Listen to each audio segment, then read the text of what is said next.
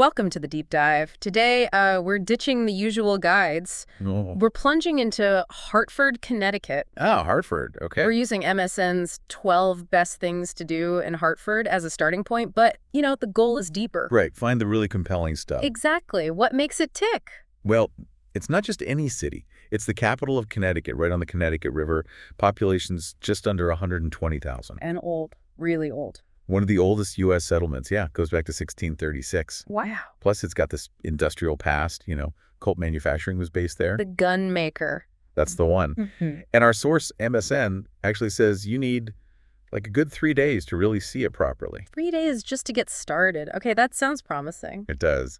So our mission then is to kind of sift through this list, pull out the most interesting bits, the insights. Give you a shortcut, basically. Yeah, a shortcut to understanding Hartford's essence, even if you haven't been. And what jumps out right away is, well, how much literary history is packed into this place? Totally. Top of the list, the Mark Twain House and Museum. Right. Samuel Clemens himself. Lived there from 1871 to 1891. Think about that. This is where he wrote Huckleberry Finn. In those rooms, it's amazing. And it's not just that he lived there. It's that the museum has the furniture, photos, artifacts from that specific time. So you can almost picture it. Exactly. You walk through and maybe feel a bit of that creative energy. Plus, they mentioned the gardens outside. Right, for inspiration, maybe. Could be.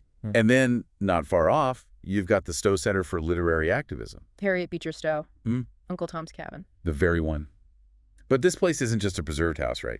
It's got a modern mission. Okay. How so? Well, it's a center promoting literature and social justice.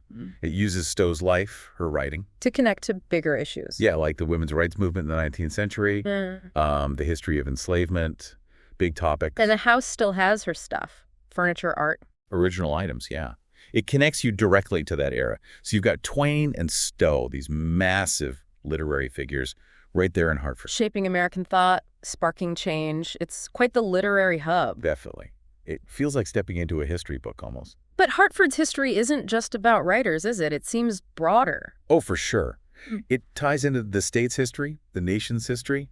There's the Museum of Connecticut history. Conveniently located, I see, across from the Capitol. Right. And it sounds pretty engaging interactive exhibits. On what specifically? The Revolutionary War, early state history, but also Native American roots, the first settlers.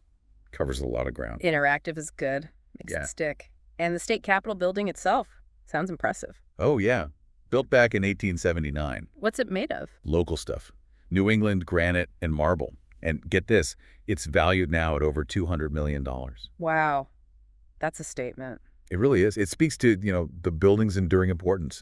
And using local materials back then, that was significant too. Craftsmanship, resources. Exactly. Inside, apparently, it's full of ornate halls, paintings, murals depicting state history. Can you just wander around? Yep. Self-guided tours. You can see the legislative chambers, soak it all in. Okay.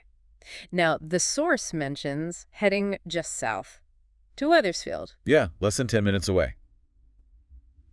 For the Victorian homes. Ah, a different vibe. Totally. A different architectural style, slightly later period. And there's the Webdean Stevens Museum there. Anything special about that one? George Washington visited in 1789. No kidding. Yeah. Plus, it has colonial gardens, artifacts, and there's more to do than just look at houses.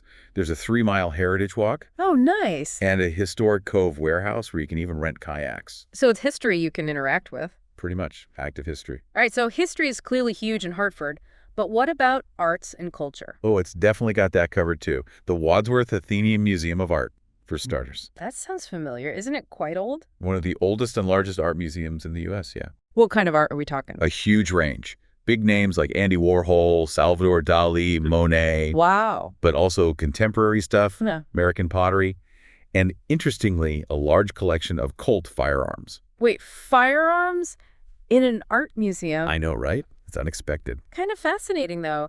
Connects the industrial past to the cultural present. That's a good way to put it. Then you've got the Bushnell Performing Arts Center. How long has that been around? Over 90 years. Mm-hmm. It's a major hub for performing arts in the city. Local stuff, touring shows. Both. Comedians, actors, musicians. The works. It's kept that cultural pulse going for a long time. Can you see behind the scenes? Apparently. They offer guided backstage tours. Could be cool. Okay, so literature, history, art. What if you just want to get outside? Nature. Recreation. Hartford has answers there, too. Bushnell Park is right downtown. And it's old as well. One of the nation's oldest public parks, actually. It's got wooded paths, wildlife, Anything else? a restored 1914 carousel. Yeah. And the historical Corning Fountain. There's even a statue of Horace Wells. He was a pioneer of anesthesia from Hartford. Local history, even in the park. Right. And the source says it's a great picnic spot. Even suggests trying. Clam pizza. Clam pizza. Okay, that's specific. Definitely local flavor. Moving outside the immediate center, what about the Connecticut Science Center? Ah, yes. Sounds like a really engaging place, especially if you're into science or have kids. What makes it engaging? 3 floors of interactive exhibits. We're talking biology, physics, astronomy. Like what kind of exhibits? Life-size dinosaurs, Yeah. 3D movies about space, engineering models, butterfly groves. Butterfly groves. Cool. Yeah. DNA structures, exhibits on Connecticut's own plants and animals, and a rooftop garden. Nice view, I bet. Probably. And speaking of local nature, there's the Connecticut River Museum. Makes sense, given the river's importance. Exactly. It focuses on the river itself, the habitats, the history, like Adrian Block's voyage way back when. Native American history, too. Yes, that's included. Yeah. And a replica of the turtle. The what? The turtle. It's considered the first submarine used in combat. Seriously, a submarine replica. Yeah. And apparently, you can actually get inside it. Okay, that's pretty unique. Definitely memorable. The source also mentions orchards nearby. Right, surrounding the city. So you can get out for some seasonal fruit, picking apples, cherries, pumpkins, depending on the time of year. Like a farm experience. Yeah, hay rides, festivals sometimes. Lime and Orchards gets a specific mention over 100 fruit varieties. 100. Wow. Plus a corn maze, hiking trails, a gift shop. Sounds like a full day out. Do they have cider? Oh, yeah. Lots of orchards sell their own apple cider. Regular and the hard stuff, too. A taste of the region. Nice. And finally, for a bigger nature escape. Northwest Park and Nature Center. Over 400 acres. Okay, that's substantial. Definitely. Lots of nature trails, wildflowers, wildlife spotting.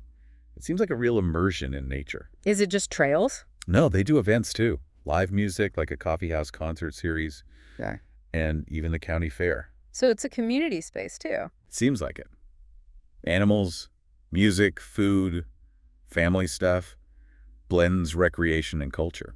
So wrapping this up, Hartford really packs a punch, doesn't it? The variety is kind of amazing. It really is. You go from Mark Twain's study to the state capitol's grandeur to these really diverse museums. And then out into nature or checking out a colonial house visited by Washington. Exactly. It's not just one thing. It feels like layers of American history, art, culture, all in one place. You're not just ticking off sites, you're sort of connecting with different stories. Well put. The narratives are really strong here. It does make you think, though, a city with roots going back to 1636. Yeah. How does it keep evolving, keep offering new things alongside all that history? That's a great point. It's not just a museum piece. Right.